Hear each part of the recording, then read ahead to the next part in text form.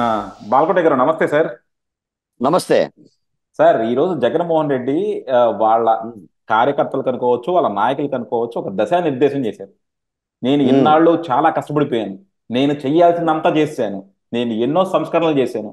ఆర్థిక సంస్కరణలు చేశాను, అలాగే డెవలప్మెంట్లో సంస్కరణలు చేశాను, రాజధానిలో సంస్కరణలు చేశాను. ఒక్క రాజధాని కూడా లేని మీకు మూడు రాజధానులు ఇచ్చాను. నేను మీ అందరికీ ఇంత గొప్ప సేవ చేశాను.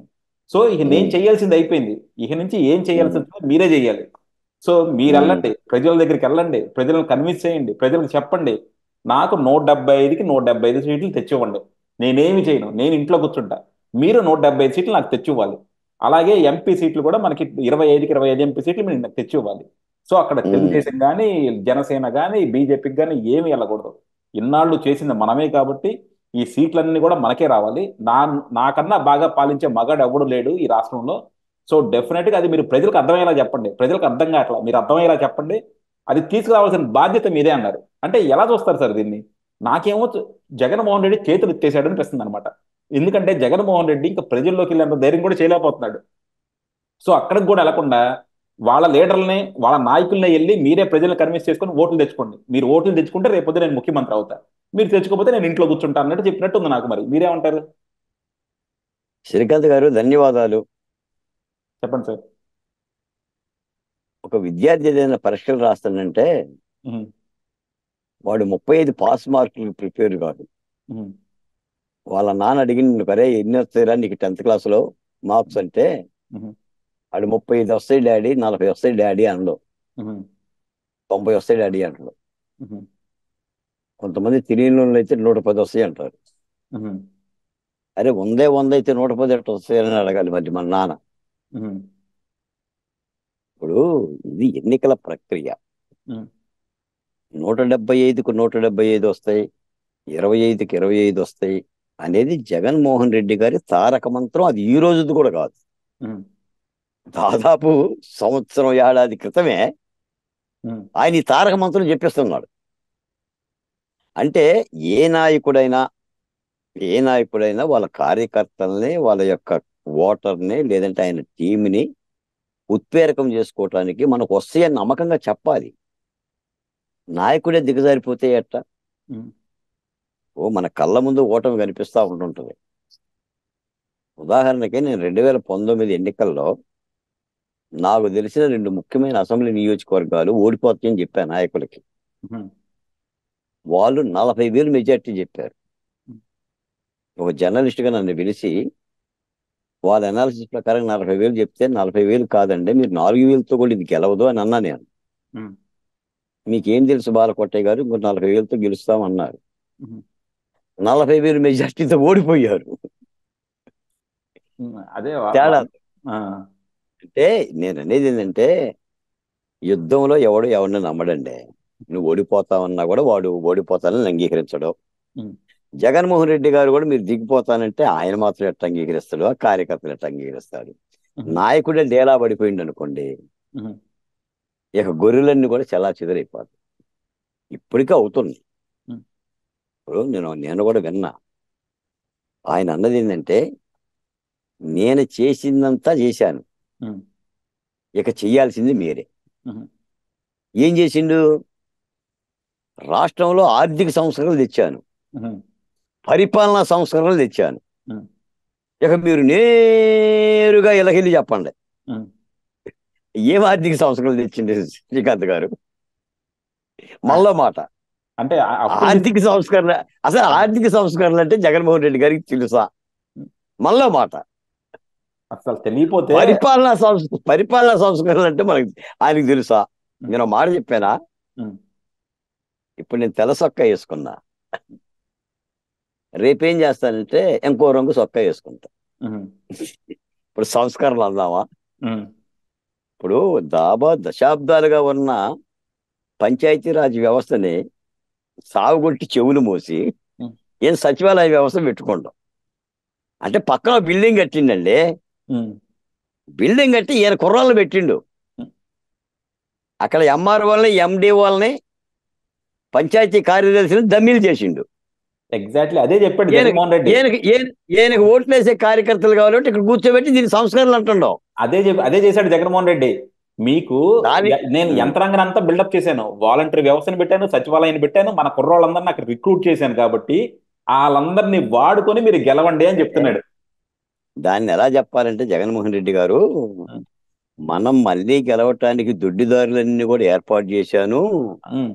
దొంగతనం చేయటానికి సిద్ధంగా అన్ని అమర్చాను, ఇక మీరు దోసుకోండి లేదా మీరు దొంగలుగా ప్రవేశించండి అని చెప్పాలి. ప్రజలకు సంస్కరణలు కాదు అవి. అంటే దాన్ని ఆయన తను అలా మళ్ళీ తను అధికారంలో రావటానికి సంస్కరణలో. అలాగే సార్, ఇప్పుడు నేను దొంగతనం చేశానండి, నేను దొంగ అని చెప్పుకుంటానా? నేను నేను అదే కష్టపడ్డాను, చెప్తున్నా. డబ్బులు సంపాదించుకున్నానని చెప్పుకుంటాను కదా. సో అందుకని దానికి పరిపాలనా సంస్కరణలో, పాలనా సంస్కరణ లాంటి పెద్ద పెద్ద పదాలు, రాజ్యాంగంలో ఉన్న పదాలు వాడనక్కర్లా.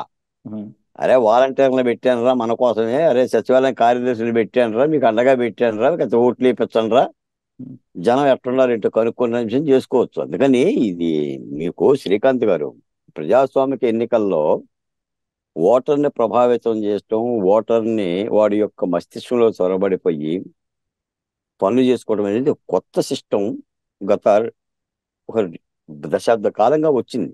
మీకు పశ్చిమ బెంగాల్, బీహార్లో కూడా అసలు పోలింగ్ ఏజెంట్లను పెట్టుకోవటం, పోలింగ్ బూత్ కమిటీలు, పోలింగ్ బూత్ కాన్స్టిట్యున్సీ కమిటీలు, మండల కమిటీలు, వార్డు కమిటీలు, ఈ సిస్టమ్ ఎక్కడి నుంచి వచ్చింది? జనరల్ గా పార్టీలు ఉంటాయి. అసలు బూత్ కమిటీలు ఏంటి అంటే ఓటర్ని ప్రభావితం చేసుకోవడం కోసం తెచ్చుకున్న సిస్టాలు ఇవి. ఆ స్థాయిలో ఇంకాస్త విస్తరించి జగన్మోహన్ రెడ్డి గారు వాలంటీర్ సిస్టమ్ వరకు వెళ్ళిపోయి ప్రభుత్వ ధనంతో వాలంటీర్లని కేవలం ఓట్ల కోసమే నియమించాడు. వాలంటీర్ చెప్తే పనులు అయ్యే విధంగా చేశాడు. వాలంటీర్ని ప్రజలు భయపడే విధంగా చేశాడు. వాలంటీర్ని చూసి వాలంటీర్కి దగ్గర చేశాడు.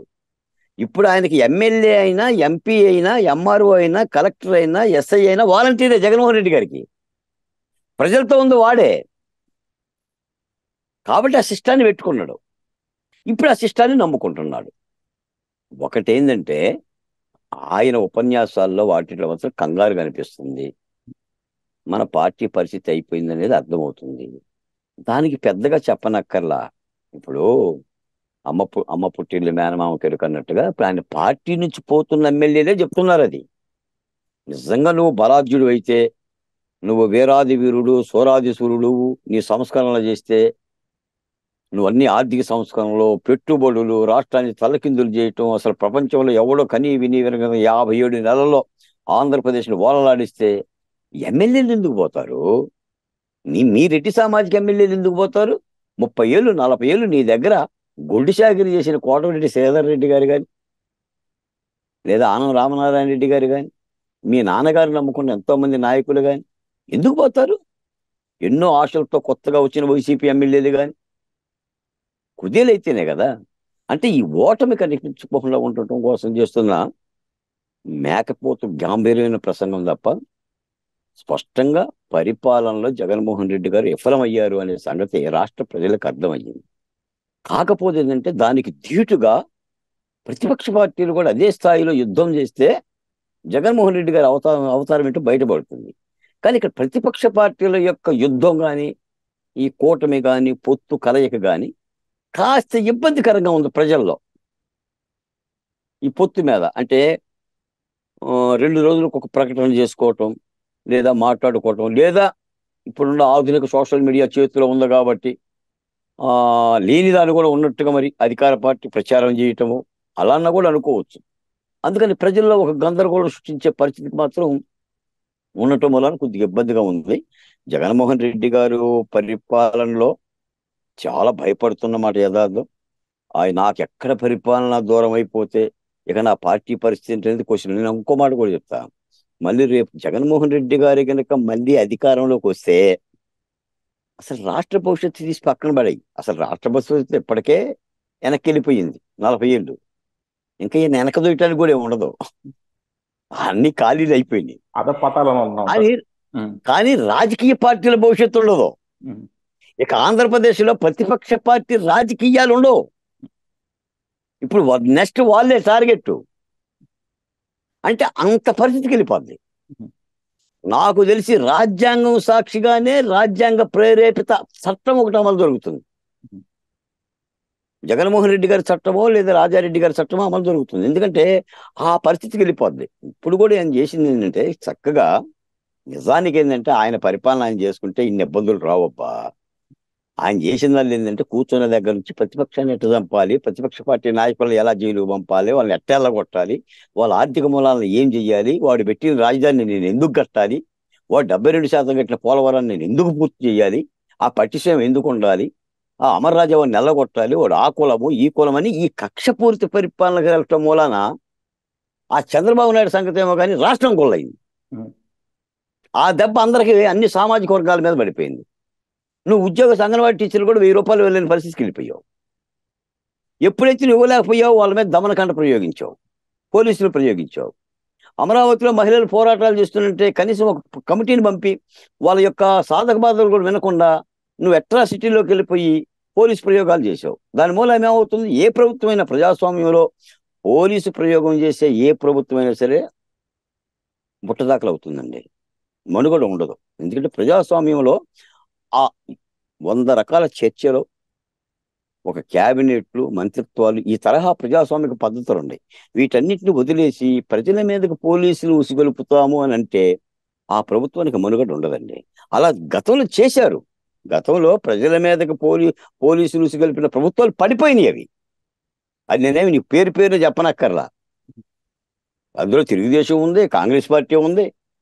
అందుకని ఈ దమనకాండ రాష్ట్ర వ్యాప్తంగా వైసీపీ పరిపాలన మీద ఒక పెద్ద ఎత్తున వ్యతిరేకత వచ్చింది సార్. మీరు ఒకసారి ఆలోచించండి. ఈ రోజున ఒక మాస్క్ అడిగిన డాక్టరు అసూలు బాసాడు కదండి, ప్రాణాలు పోయినాయి కదా. మరి ఆ హృదయం అదంతా రాష్ట్రం చూసింది కదా. ఏం తప్పు చేశాడు? అయ్యో, ఈ ఆవేదన ఉంటుంది ఆ సమాజంలో.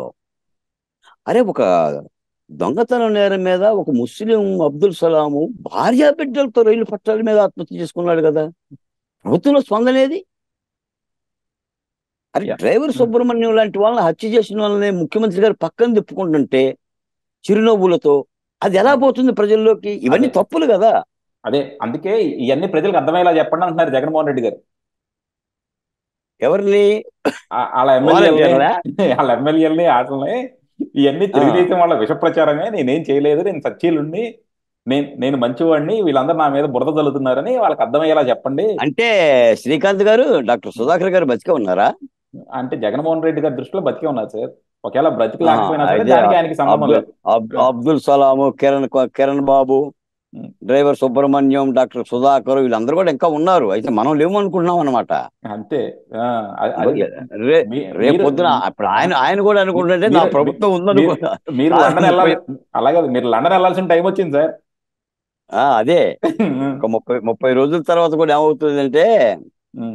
ఆయన ప్రభుత్వం ఉందని అనుకుంటుడేమో, అదే. ఆ, లేకపోయినా కూడా. ఉం. యా. అందుకని ఉం. చాలా చాలా రాష్ట్ర ప్రభుత్వము, ముఖ్యమంత్రి గారు, ఆయన పరిపాలన లోపమో అపరిపక్వతో నాకు తెలియదు కానీ చేయరాని తప్పులు చేశాడు సార్. యా. ఉం. ఎక్కడ ఏ తప్పిదాన్ని కూడా సమీక్షించుకోలేదు. సమీక్షించుకోకపోగా పోలీసులు పుసిగలిపాడు. ఇందుకు న్యాయస్థానాలు కూడా చెప్పినాయి సార్. ఉం. న్యాయస్థానాలు చాలా నీతిగా నిజాయితీగా ఉం. 101 తీర్పుల్లో చెప్పినాయి సార్. ఉం. ఒక్క అంశంలో కూడా ఒక న్యాయస్థానం చెప్పిందని వెనక్కి తగ్గిన ఉం. ప్రజల్లో ఒక విధమైన నాయకుడి మీద ఒక నమ్మకం వచ్చింది. ఉం. అసలు ఏది పట్టించుకోకపోతే, ఉం. ఎవరిని లెక్క చేయకపోతే ప్రజల్లో ఏ భావం కలుగుతుంది? కాబట్టి ఇప్పుడు మీరు పక్కన తెలంగాణను చూశారు కదా సార్. ఇప్పుడు కేసీఆర్ గారి అహంకారమే కేసీఆర్ ఓడిచ్చింది అని అంటున్నారు అక్కడ. ఉం. మరి ఇక్కడ జగన్మోహన్ రెడ్డి గారికి ఒక అహంకారం కాదు, ఉం. 10 తలల రావణాసురులాగా 10 రకాల అహంకారాలు ఉన్నాయి ఆయనకి. ఉం. కాబట్టే ఆ విధమైన పరిస్థితి. యా, చూద్దాం సార్. అంటే అది మీరు అనుకున్న అహంకారం ప్రజలు కూడా అనుకుంటున్నారా? నిజంగా ప్రజలు కూడా ఈయన అనుకున్నట్టు ప్రజలు ఇంకా ఈయన ప్రజలే అనుకుంటున్నారు, నేను అనుకోవట్లేదు కార్తీక్ గారు. అదేలేండి.